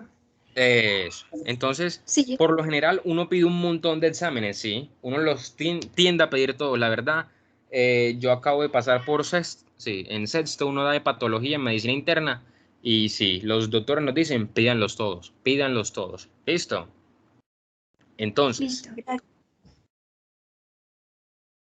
¿Dónde está el problema? Listo. Ustedes dicen, hey, Bad Bunny, ¿qué tenía? Una enfermedad de hepato biliar. ¿Cómo sabemos si es un problema en los hepatocitos o en la vía biliar? No sabemos. Tiene fiebre, ictericia y dolor en la zona hepatobiliar. Pero hay algo que nos diga que tiene un problema específicamente en el hígado o específicamente en la vía biliar con ese cuadro clínico. No. Entonces, para eso utilizamos estas pruebas diagnósticas. Entonces, ¿dónde está el problema? ¿Está en los hepatocitos o está en la vía biliar? ¿Listo? Entonces, siempre tengan esta idea claro. Cuando yo tengo una lesión hepatocelular en los hepatocitos, las transaminasas siempre estarán más proporcionalmente elevadas que la fosfatasa alcalina. ¿Listo? Cuando yo tengo un problema en los hepatocitos, es decir, hepatocelular, las transaminasas siempre van a estar más elevadas que la fosfatasa alcalina. Caso contrario, cuando yo tengo un problema en la vía biliar, una colestasis, la fosfatasa alcalina siempre estará más proporcionalmente elevada que las transaminasas. ¿Listo? Entonces, hepatocelular, transaminasas. Colestasis, fosfatasa alcalina. ¿Listo? Hepatocelular, transaminasas, colestasis, fosfatasa alcalina. Y usted dice, pero a mí se me pueden elevar las transaminasas en la colestasis. Sí. Pero a mí se me puede elevar la fosfatasa alcalina en algo hepatocelular. Sí. Pero usted ¿cómo lo diferencia clínicamente? Por el grado de elevación. ¿Listo? El grado de elevación es lo que a usted le hace la distinción. Entonces, niños, discúlpenme un segundito, ya va.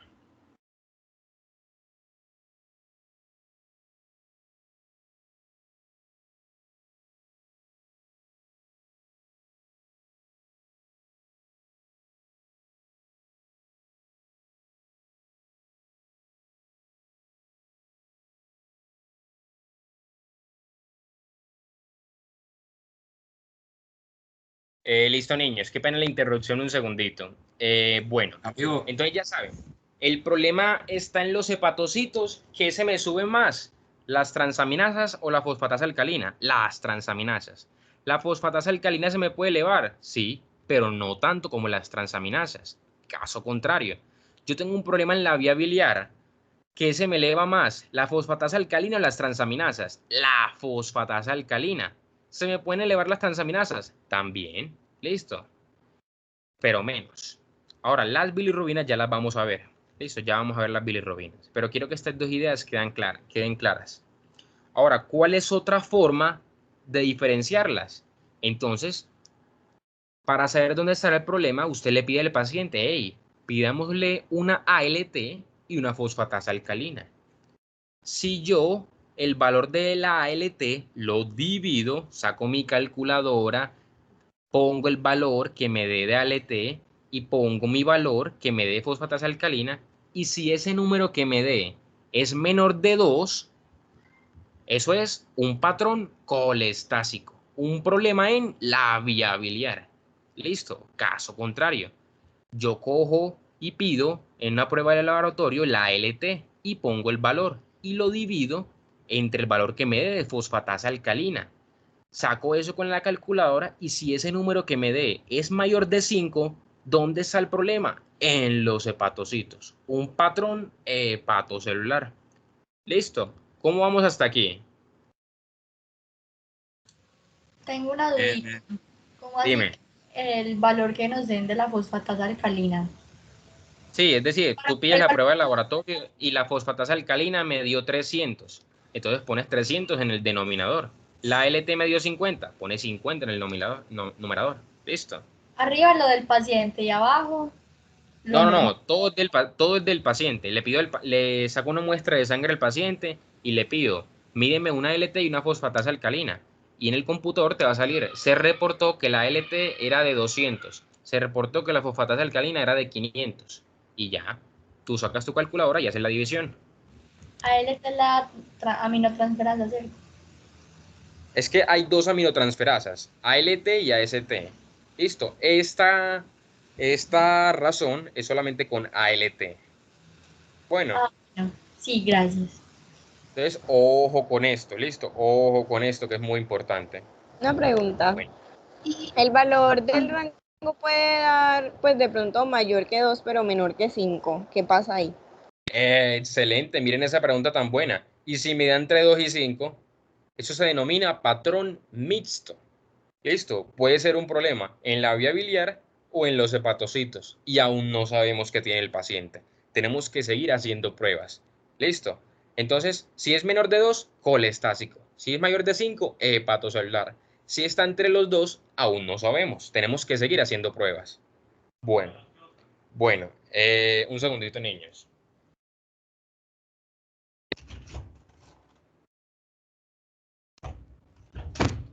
Entonces,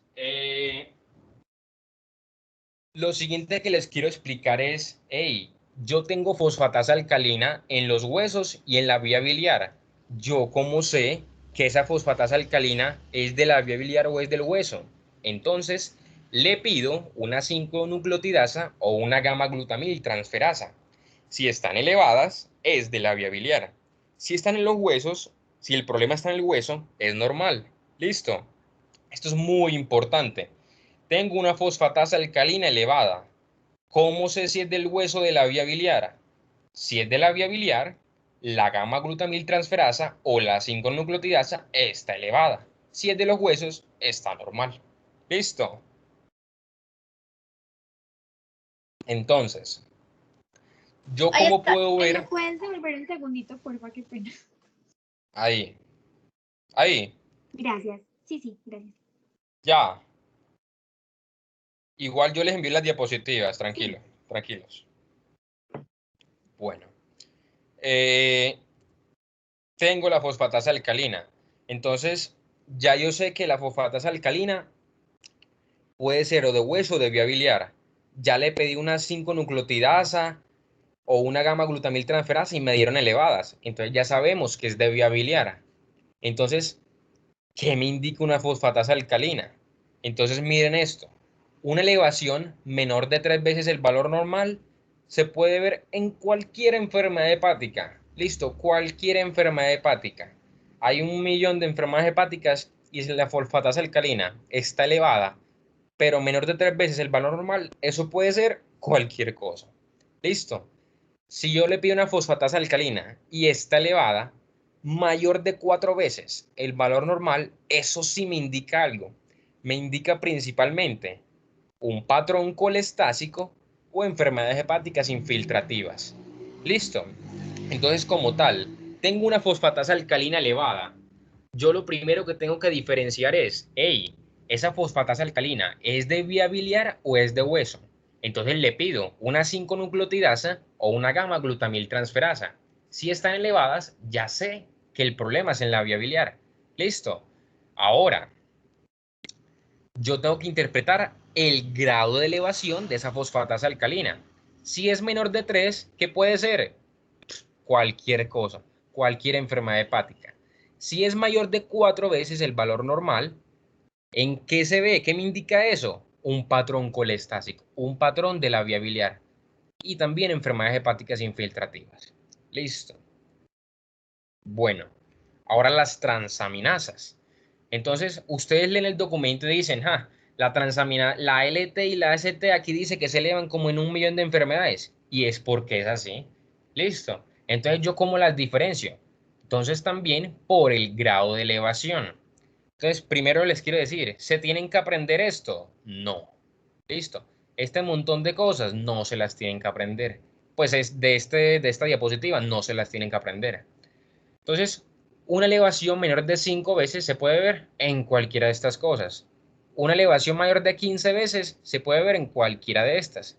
Entonces, es simplemente como para mostrarles yo cómo interpreto las transaminasas. Y la explicación es, yo la interpreto dependiendo del grado de elevación que tenga. Si es menor de 15 o si es menor de 5 o si es mayor de 15. Listo. ¿No hay preguntas hasta aquí? Bueno. Yo no entendí, Juanpa, yo no entendí algo bien.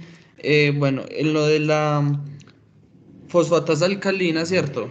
Si me sale si me sale superior a 4, pues me dice que es de un patrón colestásico, pero ¿qué es lo que no entendí muy bien qué otra tengo que medir para poder confirmar que sí sea pues un patrón colestásico o no sé, algo de los huesos? La verdad esa parte me perdí, no te entendí bien. Listo, entonces es esto. Yo quiero saber de la vía biliar. Hey, le puedo pedir o una 5-nucleotidasa o una gamma-glutamiltransferasa. Si cualquiera de las dos está elevada, yo digo sí, esa fosfatasa alcalina está elevada por un problema biliar. Si está normal, usted dice no, esa fosfatasa alcalina está elevada por un problema en el hueso. ¿Listo? Ah, sí, listo, ya entendí. Listo. Entonces, yo no solamente interpreto las transaminasas por el grado de elevación, sino por cuál de las dos está más elevada. ¿Está más elevada la ST que la LT o está más elevada la LT que la AST? Y eso me indica ciertas enfermedades. Listo, entonces, ¿yo cómo interpreto las transaminasas? Dependiendo del grado de elevación y dependiendo de cuál de las dos esté más elevada. ¿Se tienen que aprender esta diapositiva? No. ¿Se tienen que aprender esta diapositiva? No, simplemente es el mensaje que les quiero dar para la vida. Ya cuando vean medicina interna, se lo aprenderán. Listo. Bueno, entonces caso clínico. Anuel AA es un paciente masculino de 13 años, traído porque la abuelita lo ve amarillo hace varios meses. La abuela refiere que hay días que amanece más amarillo, como cuando trasnocha, hace mucho ejercicio, cuando come muchos carbohidratos o cuando consume ciertos medicamentos. En la revisión por sistemas no refiere fiebre, no refiere coluria, que es que tiene la orina color colombiana, no refiere a colia, que es que la materia fecal le sale de color blanco, no tiene dolor abdominal, el examen físico es normal. ¿Qué creen que tenga Noel? Tiene ictericia. Listo. Desde hace mucho tiempo.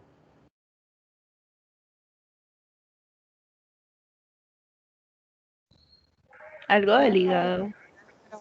No, alguna Pronto hiperbilirubinemia. algo así como con una proteína.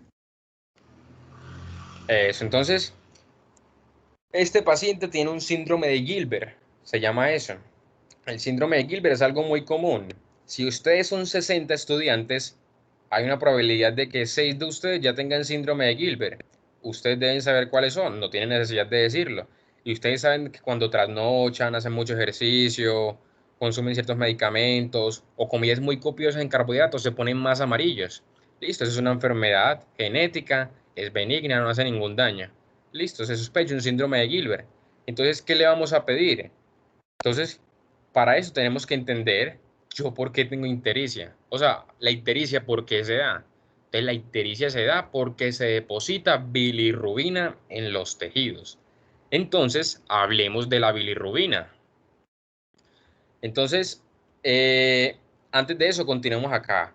Miren, por ejemplo, este paciente tenía una bilirrubina total de 3.2 y el valor normal es hasta 1, es decir, tenía una hiperbilirrubinemia, tenía mucha bilirrubina elevada. Eso explica que tuviera ictericia. Listo. Y tenía una bilirrubina directa en el rango normal. Por lo tanto, la elevación de la bilirrubina era a expensas de la indirecta. Ya vamos a explicar eso. ¿Cómo así que directa, indirecta, total? Ya vamos a explicar eso. Listo. Y lo otro, este paciente tiene una fosfatasa alcalina de 350, supremamente elevada, porque es hasta 120. Y este paciente no tiene un problema en la vía biliar. ¿Por qué creen que este paciente tenga una elevación de la fosfatasa alcalina?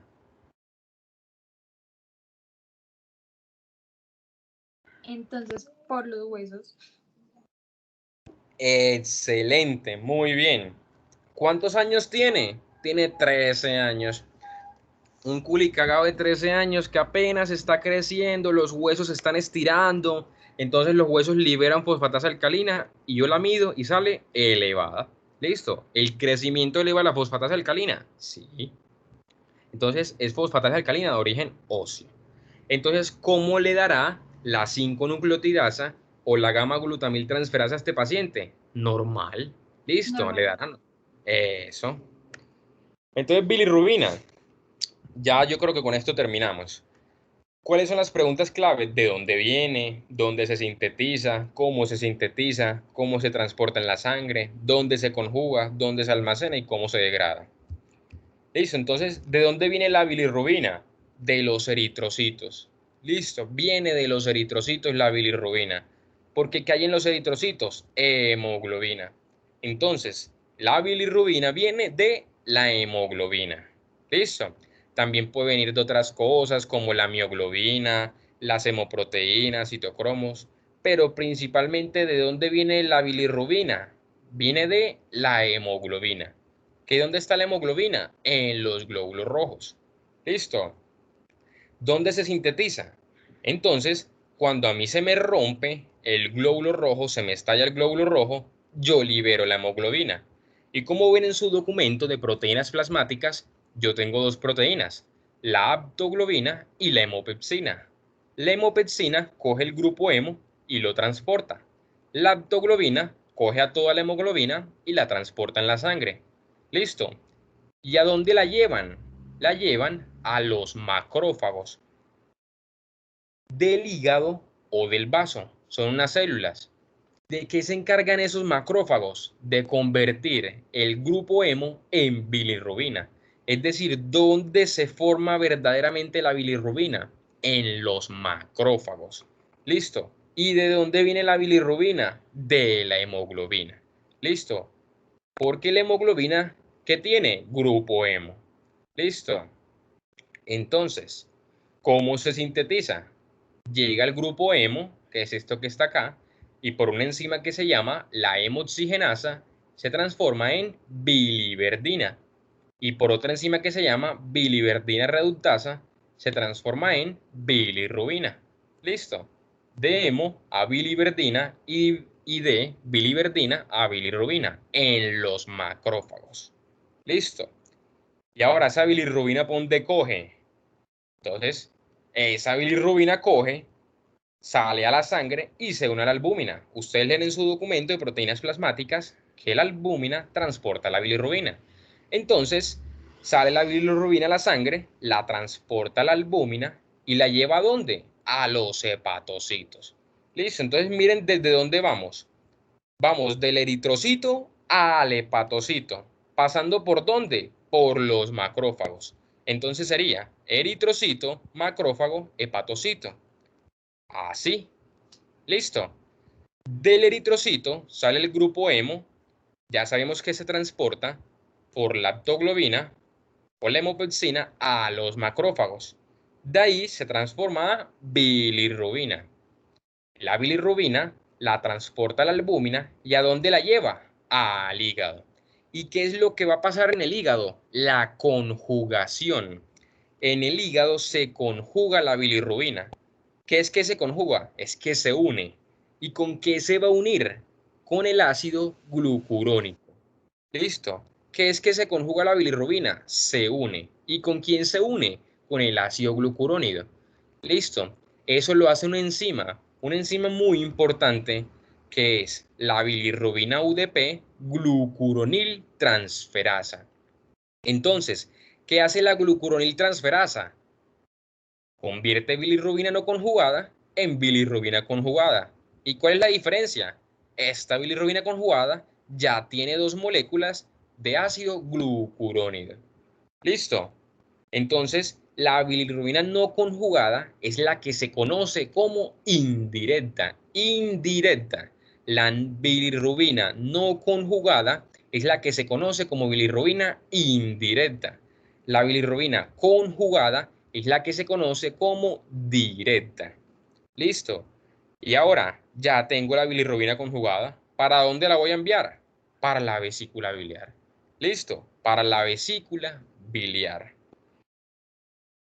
¿Y esto por qué es importante? ¿Por qué me explican todo este proceso? Desde los eritrocitos hasta la vía biliar. Porque entonces yo puedo tener una ictericia prehepática por un problema en los eritrocitos, una ictericia hepática o una ictericia poshepática por un problema en la vía biliar. Entonces, Cuando yo tengo una ictericia por un problema en los eritrocitos, ¿qué es lo que voy a elevar? La bilirrubina indirecta, porque todavía no la he conjugado.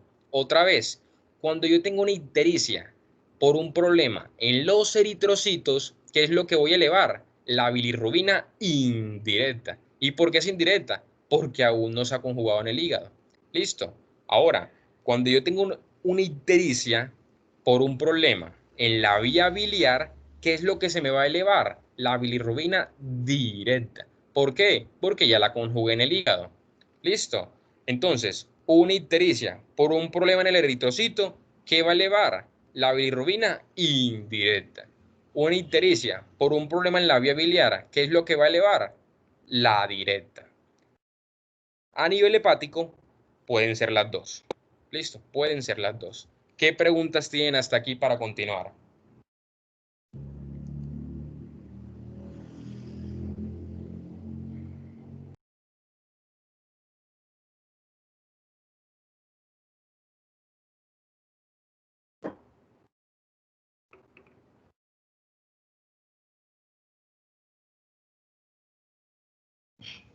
Yo tengo una pregunta. Dime. Pero entonces uno mide, o sea, las cantidades determinadas para bilirrubina indirecta e indirecta son distintas, pues son como distintos rangos. Eso, distintos rangos. Cada cosa tiene su rango. Tú le pides al paciente una bilirrubina total, una bilirrubina directa y una bilirrubina indirecta. Y es más, hay veces que solamente le pides dos, porque ¿qué es la bilirrubina total? La suma de la directa con la indirecta. Entonces, si le pides una, ¿cuál será el valor de la otra? El resto. Entonces ahí te ahorras platica simplemente calculándolas, no tienes necesidad de pedirla. Entonces cada una tiene su rango.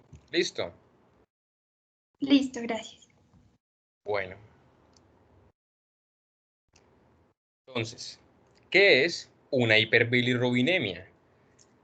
Entonces, una hiperbilirrubinemia indirecta es cuando más del 70% de la bilirrubina total es a expensas de la indirecta o de la no conjugada. ¿Qué es una hiperbilirrubinemia directa? Es cuando más del 30% de la bilirrubina total es a expensas de la directa o de la conjugada. ¿Listo? Es decir, yo tengo un valor normal de bilirrubina total de 0.3 a 1. ¿Listo? Si más del 70% de la bilirrubina total es indirecta, ¿cómo se llama eso? Hiperbilirrubinemia indirecta.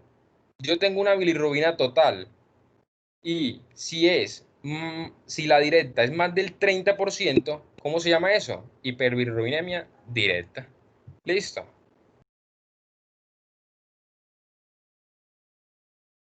Ahora, ¿yo por qué puedo tener una hiperbilirrubinemia indirecta o una hiperbilirrubinemia directa? Entonces, hiperbilirrubinemia indirecta puede ser o por sobreproducción, por disminución de la captación hepática o por disminución de la conjugación hepática. ¿Yo por qué puedo tener hiperbilirrubinemia directa?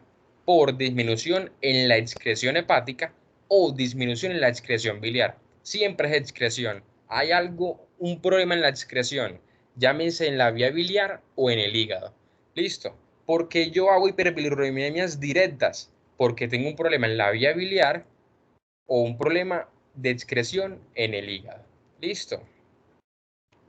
Entonces, ¿cuáles son las causas? Entonces ya vimos sobreproducción, disminución de la captación y disminución de la conjugación. ¿Cuáles son las causas de eso? Entonces, yo puedo tener una sobreproducción por una hemólisis o por una eritropoiesis ineficaz. Yo puedo tener una disminución de la captación por medicamentos, por ayunos o por sepsis, que es una infección. ¿Listo?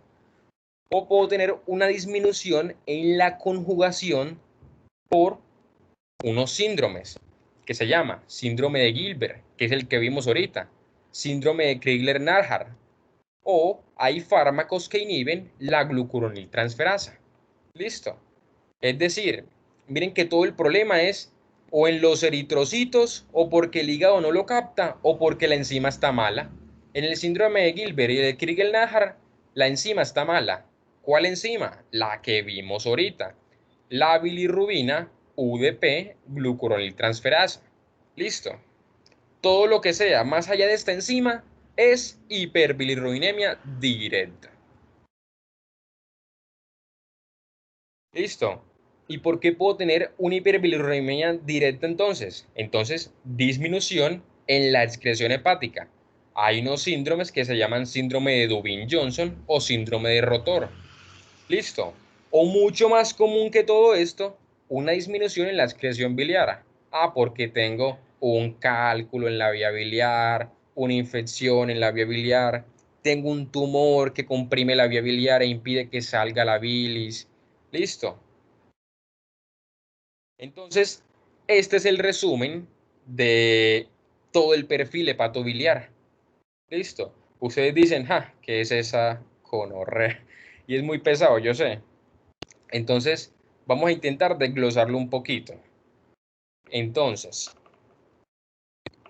hasta aquí preguntas para explicarles esto. ¿Alguien tiene alguna pregunta?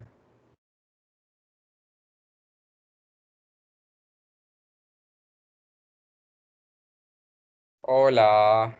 ¿Se durmieron? Sí, yo No, tengo uno. profe, aquí estamos. ¿Vamos bien? ¿Sí me entendieron Sí. lo de la bilirrubina o hablé muy rápido? No, bien. Bien. Yo tengo Listo. una duda con respecto a la eritropoyesis ineficaz. Pues, No te confundas con eso. Piensa un problema en los eritrocitos. Ya. Eso es lo que quiero listo. que comprendas. Listo. Bueno, Entonces, a mí se me presenta un paciente con ictericia.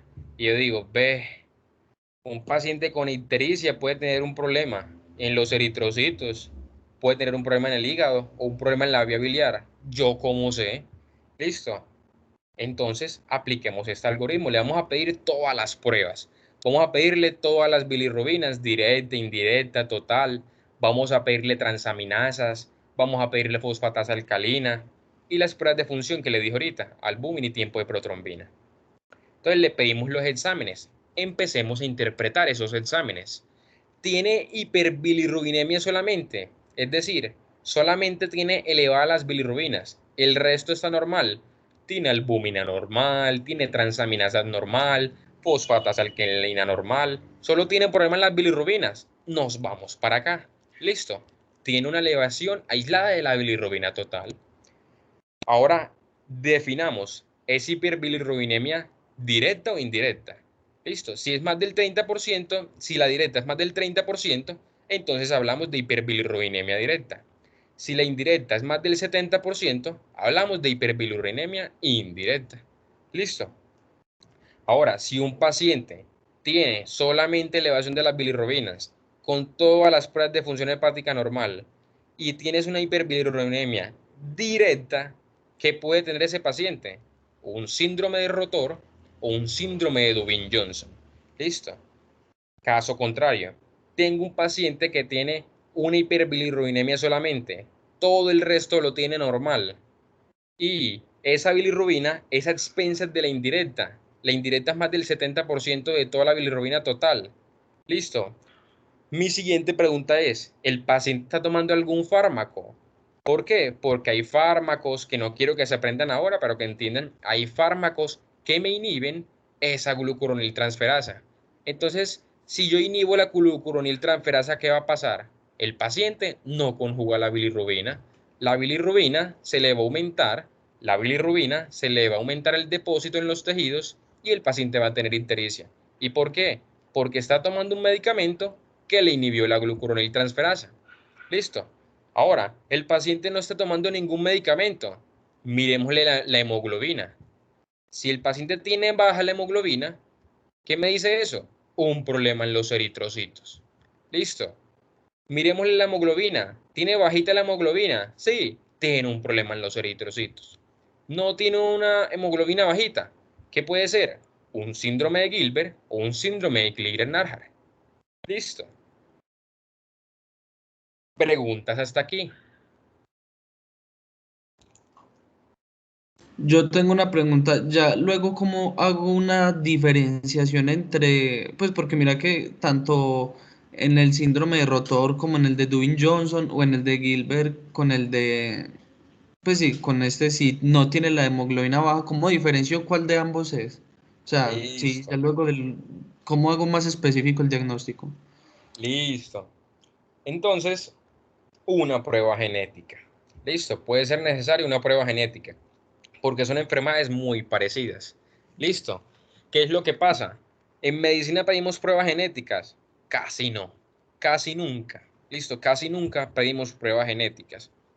Entonces, uno con estos pacientes, uno lo que le hace la sospecha clínica de eso y lo remite a un servicio de hepatología, lo manda a donde el hepatólogo y que el hepatólogo le diga, hey, a ti sí te tenemos que pedir la prueba genética, hey, a ti no es necesario pedirte la prueba genética.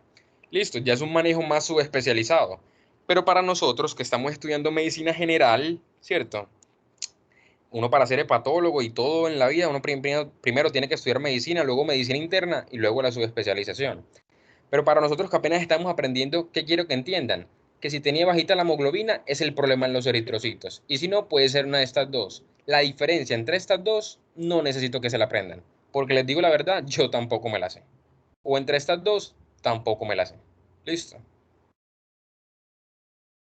Ah, listo, bien. ¿Quién tiene otra pregunta? ¿Alguien iba a hablar?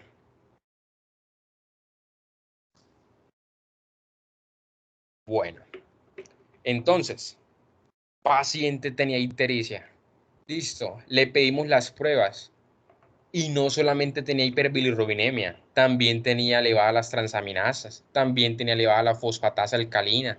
¿Listo? Entonces no, tiene otras pruebas alteradas. No solamente la bilirrubina, sino que tiene otras pruebas alteradas. Entonces vamos a identificar el patrón. ¿Listo? ¿Dónde está el problema? Está en la vía biliar, un patrón colestásico, o el problema está en los hepatocitos. ¿Listo? Un problema patrocelular, un patrón hepatocelular. ¿Listo?